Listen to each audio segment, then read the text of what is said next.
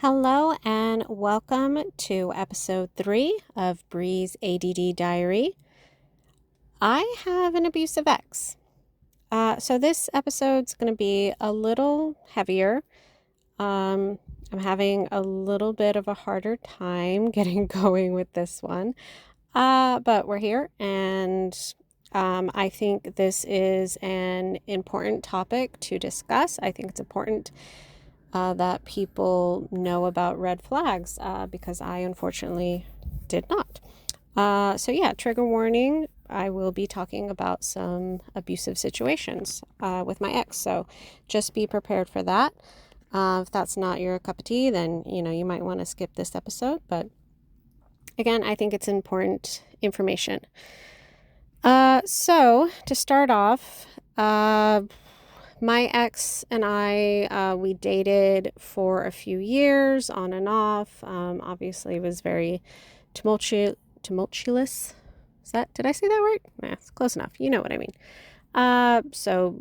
We would get together, we'd break up. It was up and down. We did eventually get married, and I did become pregnant, and I have one child. So all through that, I didn't realize I was in an abusive relationship because he never hit me. And in my mind, an abusive relationship meant physical abuse, right? I had no idea that, I didn't know anything about mental abuse, emotional abuse, verbal abuse. I didn't realize any of that counted or fell under the umbrella of abuse. I didn't have a lot of examples of what healthy relationships looked like in my life. I won't get into my parents on this episode. I'll do that in another one. I didn't have a lot of examples of that.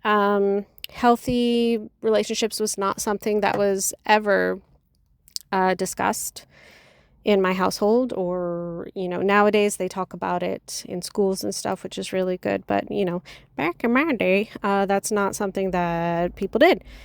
And then I also romanticized stalking behavior, toxic behavior, and I think because that happens a lot in media, and that is kind of where I was pulling my examples from of what romance, what a relationship should look like. So obviously, not great examples, and I just was unaware. I just didn't have the knowledge. So I do want to share, before I get into things, the National Domestic Violence Hotline. So if you're in a relationship, if you feel that you're not safe, or if you just have questions, if you're just not sure, you can call this hotline. I did it in the beginning when I was trying to figure out what to do in my situation. So I highly recommend National Domestic Violence Hotline. The number is 800-799-723. So again, even if you're not sure, you just have questions, go ahead, you can give them a call and ask them, and they will be super helpful. So I want to discuss some red flags that I experienced. And of course, this isn't a complete list. Again, if you're unsure about things, definitely do your research. I'm not a doctor. I'm not a therapist. I'm not qualified to tell you how to live your life. This is just my experience. And again, I think it's important to just talk about red flags. So some of the things my ex did, stealing my things. He actually stole my iPad and used it to stalk me. Displaying weapons to intimidate.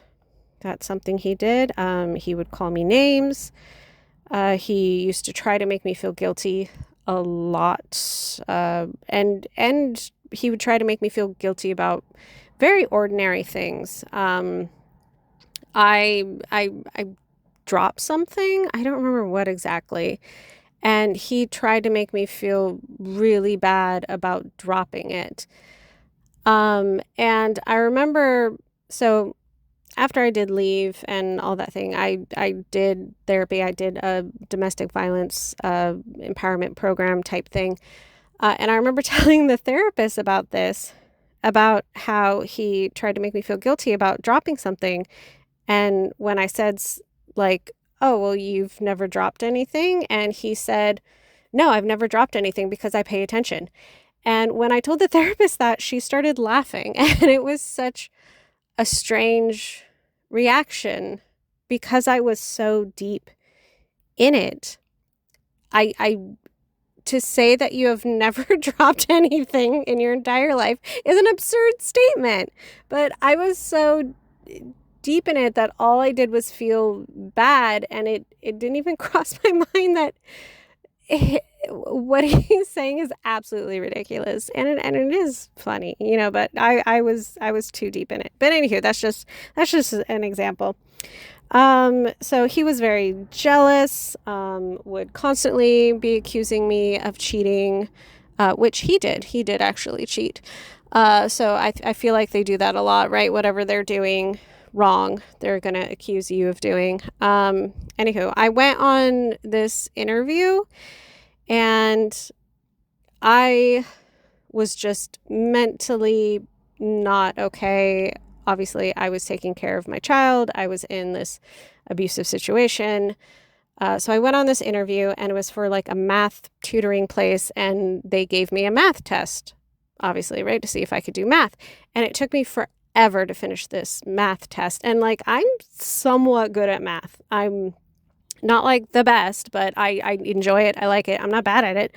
And it just took me forever. Like, my brain just could not process basic math.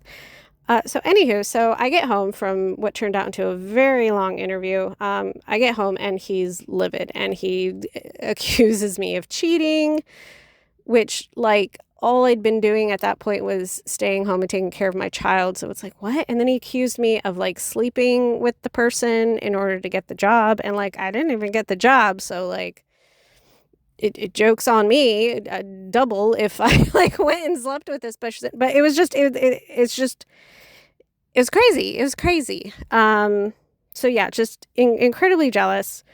And then of course he would, like, whenever I'd point out the things he was doing, it was always like making light of things, not taking any of my concerns seriously, or his favorite thing to do is, I tell him he would do something and he just absolutely be like, no, I didn't do that.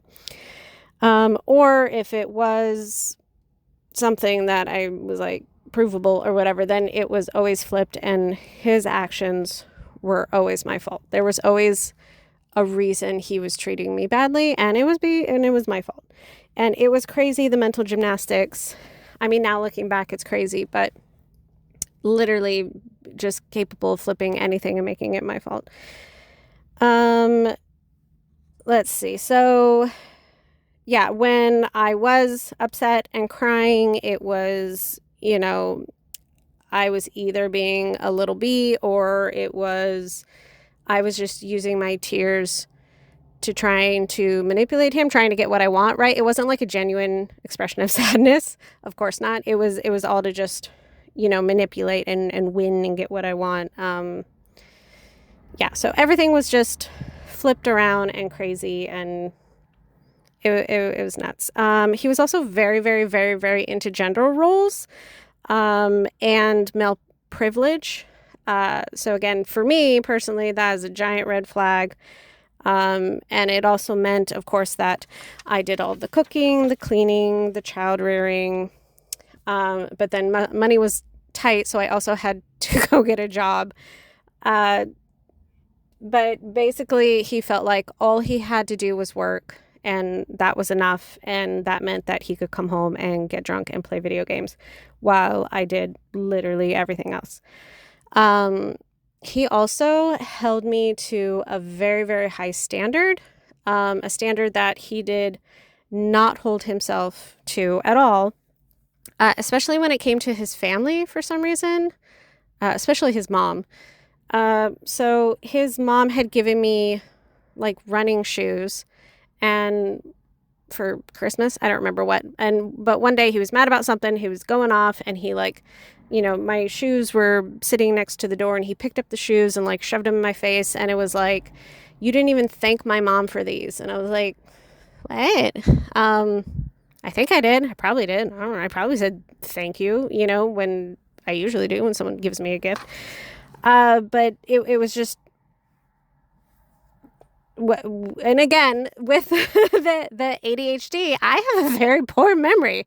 So I was like, oh, oops, did I not? But then I started thinking, and I was like, okay, he's really mad at me for not thanking his mom for his shoes. So I asked my mom, and I was like, hey, all those gifts that you gave him for Christmas, did he tell you thank you? And my mom was like, no.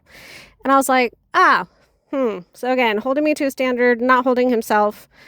So when my child was born, his family did send us a lot of cards, and the cards had money in them. And the mom was adamant that thank you notes be sent to these family members, which, yeah, sure, that's understandable.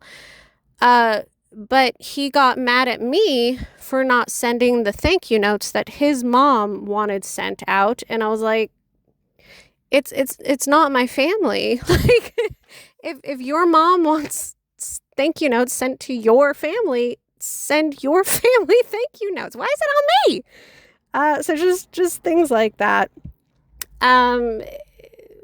At one point we were living with his parents, and his brother, and he really wanted me to go hang out with his mom, when he was in the room with the brother, playing video games. And I was like, you don't even hang out with your mom. Why do I have to go hang out with your mom? And also, I'm not telling you to go hang out with my mom. But I don't know. It was just weird. It was just weird. So yes, holding me to a very high standard that he didn't hold himself to. I don't know what else to say about that. That's it. So this is a bit more difficult to talk about, but there was also coercion and some sexual abuse as well. So I won't go into specific details, but there were times where I didn't want to, and it really just became easier to kind of go along with it. As awful as that sounds, again, he was very good at making me feel guilty about things.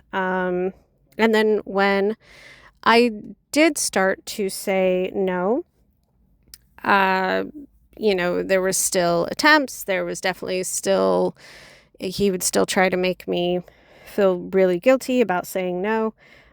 So just not healthy in any way when it came to that. So again, I'm not going to go into too much detail about that, but it wasn't good, especially towards then.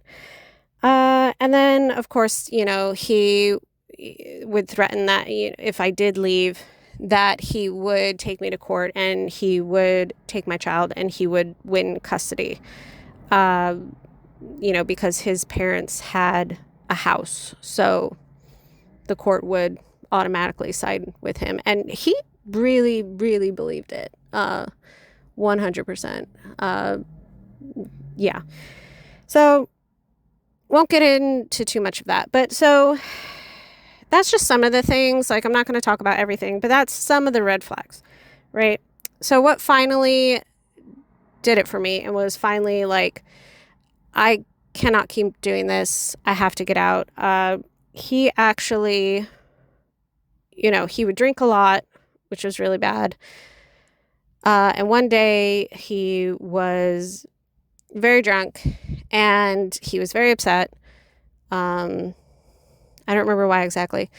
But he did say that he was going to shoot me, my child, and then himself. And he actually took a bullet out of his wallet and showed it to me. And I guess, I don't know why he was carrying it with him, but I guess that is the bullet that he was going to use.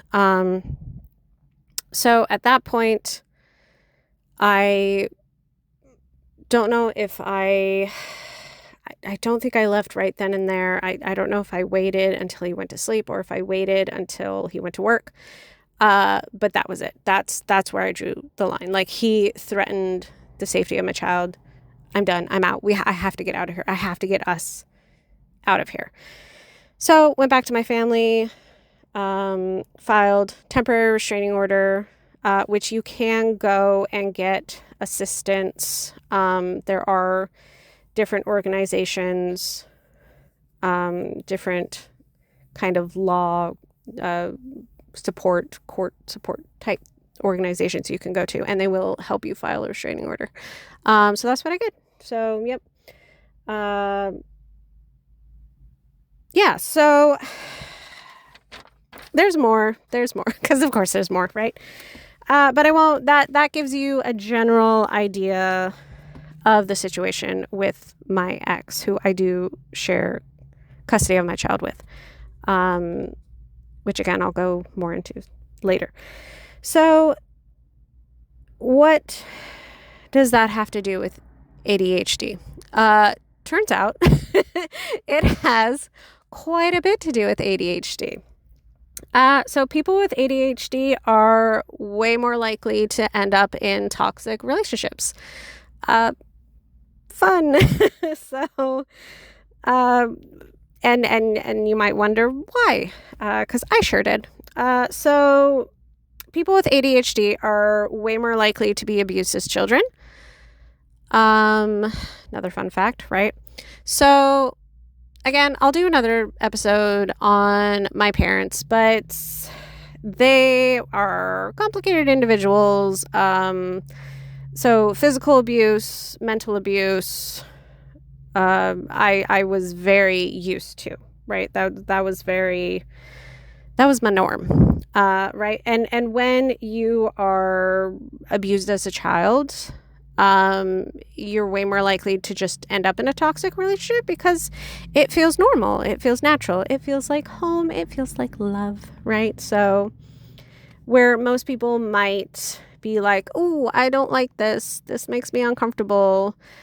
Those, sirens just don't go off in our head. And we're just like, yep, this checks out. This feels right. And ADHD people are also drawn to people who are very expressive, who are emotionally intense, who are super spontaneous. Sociopaths. We love sociopaths. They are just so fun, right? They're so fun to be around. And yeah, that intensity, it just makes our brains very, very happy. And love bombing. We love bombing. It's exciting. It's thrilling, right? It feels intense and fun, and we're definitely just drawn to all of that. So that means that a safe relationship, a healthy relationship, can feel very boring, and we can lose interest in it really quickly. Yeah,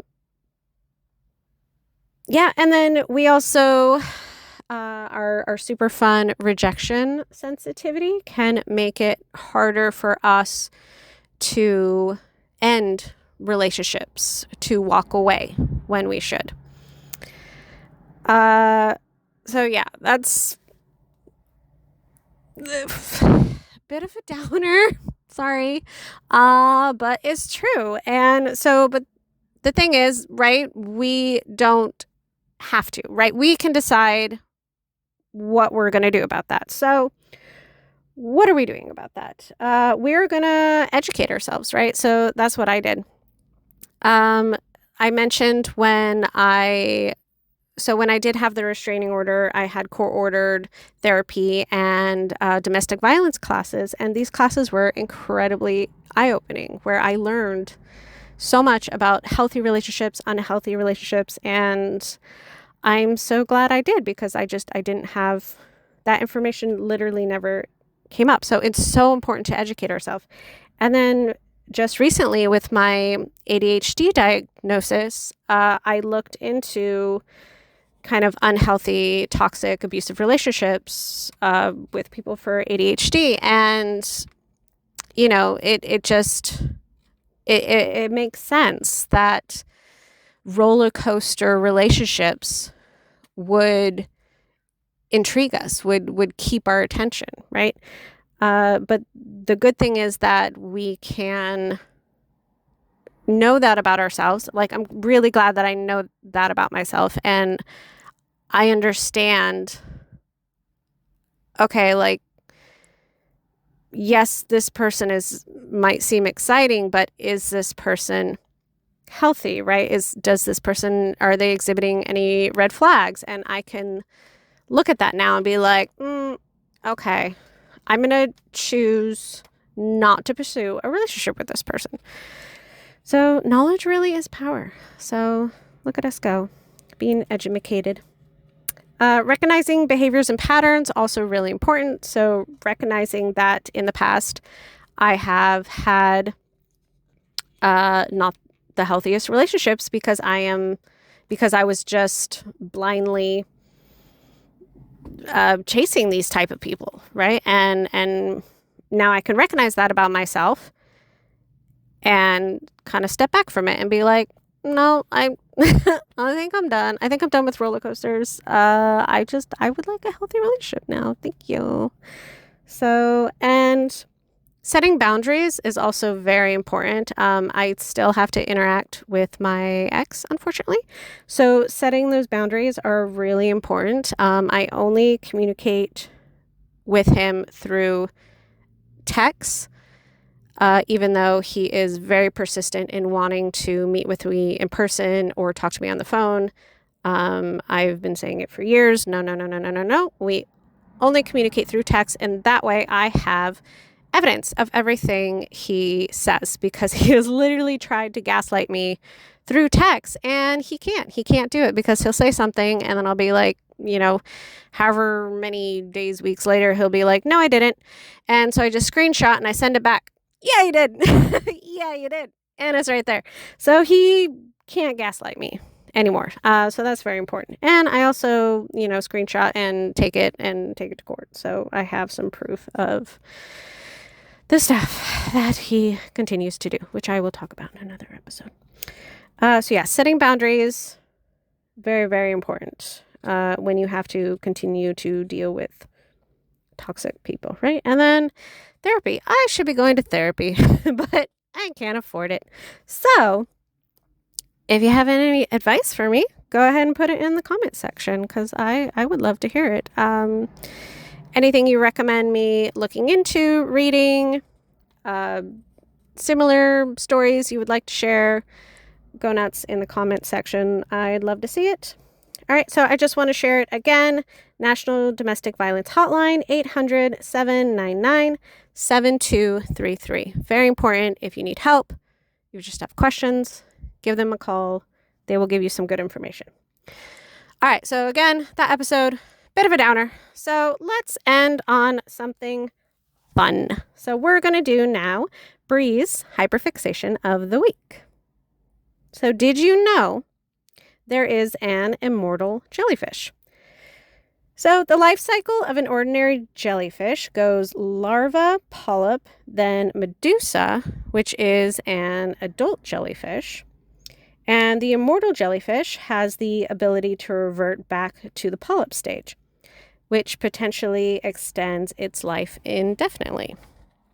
So that is very fun. So how old is the oldest immortal jellyfish? Scientists don't really know. Could be millions of years old, since jellyfish have been around, I believe, before the dinosaurs. But yeah, scientists just started studying this in the 1980s, so they're not really sure. They don't really know yet. Maybe they'll find out. So I know that was a bit of a transition. Abuse to immortal jellyfish.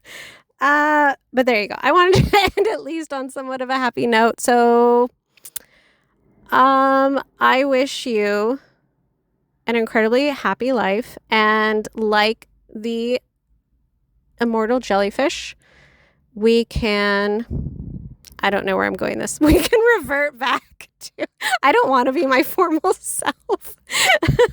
I think I'll just stay as Medusa. Thanks. I'll just keep turning men into stone. I'm good. But that is like another thing. Like I would not wish my experience on anyone, but I have learned so much and I have grown so much. And I hope if you are listening to this, that you can learn from what I went through, and you can just have this information and you won't have to live it.